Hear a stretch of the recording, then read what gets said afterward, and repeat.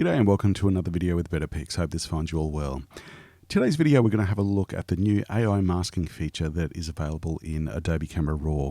Now, being AI based, it is looking at the elements that go into your images and selecting masks based on different elements.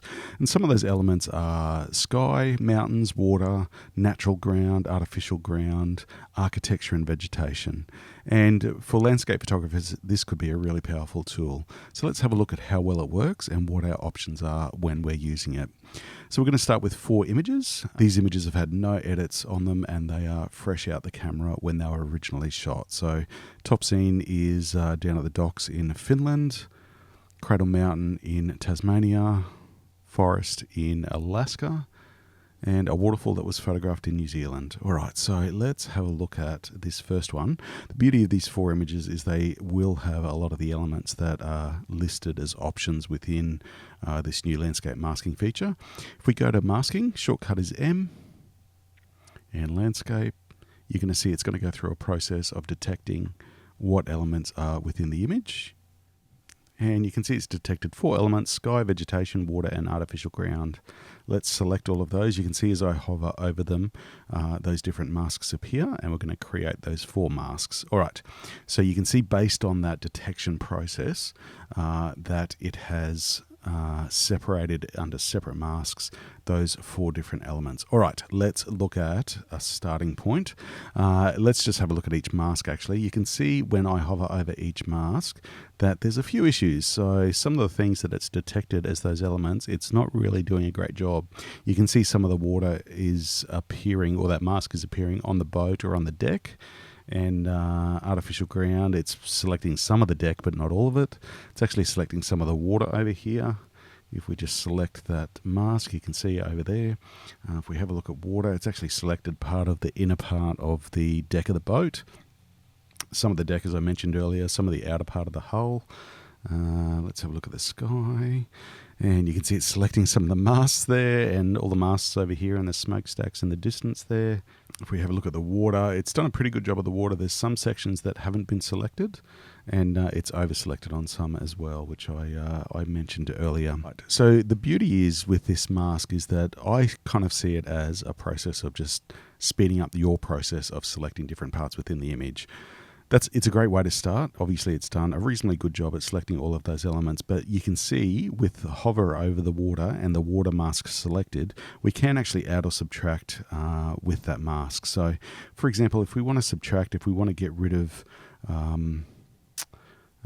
the masking on the boat there, if we hit subtract, it gives us the option to use a brush, and then we have a brush tool. We can zoom right into that boat, and we can deselect that mask on the boat. Increase our flow. There we go. And we can deselect that mask there. Same with the hull. There we go. You can see I've only just got a slight feathering there. You can adjust the size of the mask. Sorry, the size of the brush, the feathering, the flow. Usual sort of options for adjusting your brush tool that you would see within these sort of tools. And we can of course add as well. We're going to select brush again, and we can add in that extra bit of water. I'm just doing a rough job for the sake of demonstration at this stage, but you can see there's options there to add and remove the mask if we want or need to, so which is a good thing. You can see there's a few little pockets there where the ocean hasn't been, or the water hasn't been selected properly. We're just going to go back to fit in view. Now, the beauty of using those tools to add or subtract is you can then hover over the icons for each of those tools or each of those brushes and look at what you've actually done. If we hover over the water there, you can see it's the original selection that Adobe Camera Raw made. We have a look at brush 1. We can look at the areas. Brush 1 was the one where we removed some of the extra. So brush 1 is where we've painted. Brush 2 is where we've added. So then going back to water, as you can see at the top there, is going back to the edited selection mask to the one that we want to use, not the one that was originally created. If we hover over the water, we can see the difference there.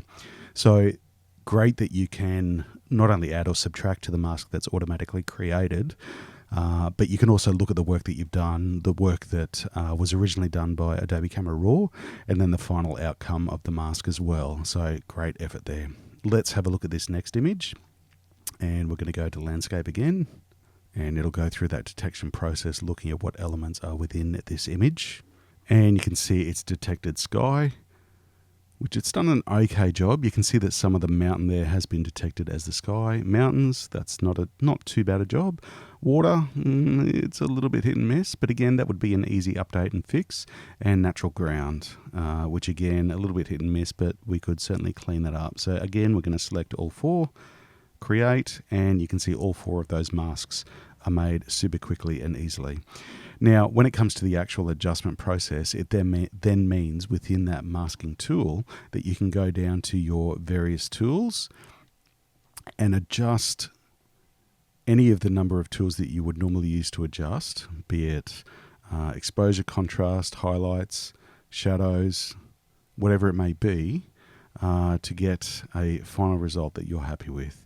But using those masks means that the adjustments are only made to those areas where the mask has selected. So this is why it's really important that acknowledge that the AI tool for selecting different elements within your images works really well, but there are some adjustments that you're going to make. You're going to need to fix the mask in some areas to make sure that you're only giving adjustments and edits to the areas that you want to.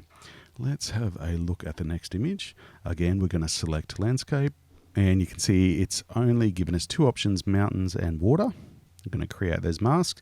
You can see the mountains are a little bit interesting. It's actually missed, I would say that it's not mountains because it's a forest that's in the background, but it's actually missed selecting within those power electrical wires, overhead wires, just in the image there. And if we go to water, you can see that it's done a reasonable job of that. There's a little bit of masking there on the on some of the trees. But that wouldn't be too hard to clean up. This would be a little bit harder to clean up. You would probably just choose to select everything there and accept that you're gonna, whatever adjustment you make, it's gonna make to the wires as well.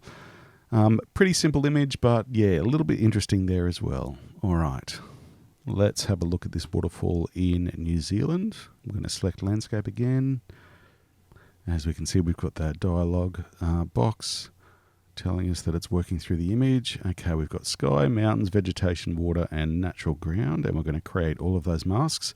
You can see the sky is fairly self-explanatory. It's done not too bad a job there. It's spilling a little bit over into the landscape, but that's not the easiest of selections to have been made. Mountains, that's a bit interesting. I mean, I wouldn't say that any of these rocks are mountains. The tree is certainly not a mountain.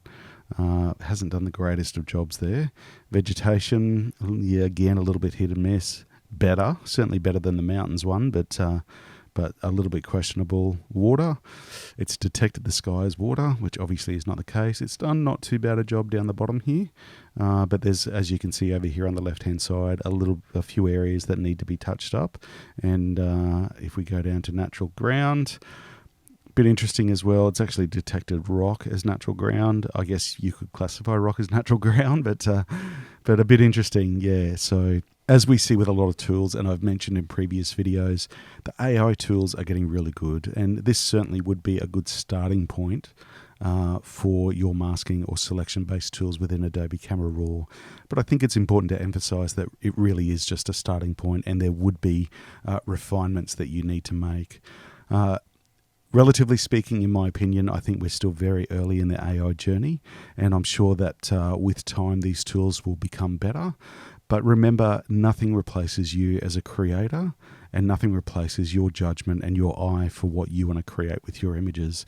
And if that means using traditional tools, and that's the result that you get and you're happy with, then that's a really good way to go.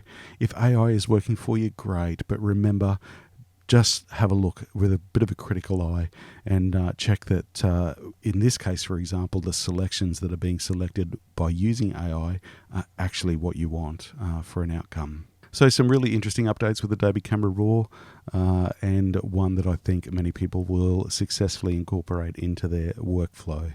Thanks very much for stopping by. I hope this video has been helpful. As always, any questions are welcome in the comments below. Take care.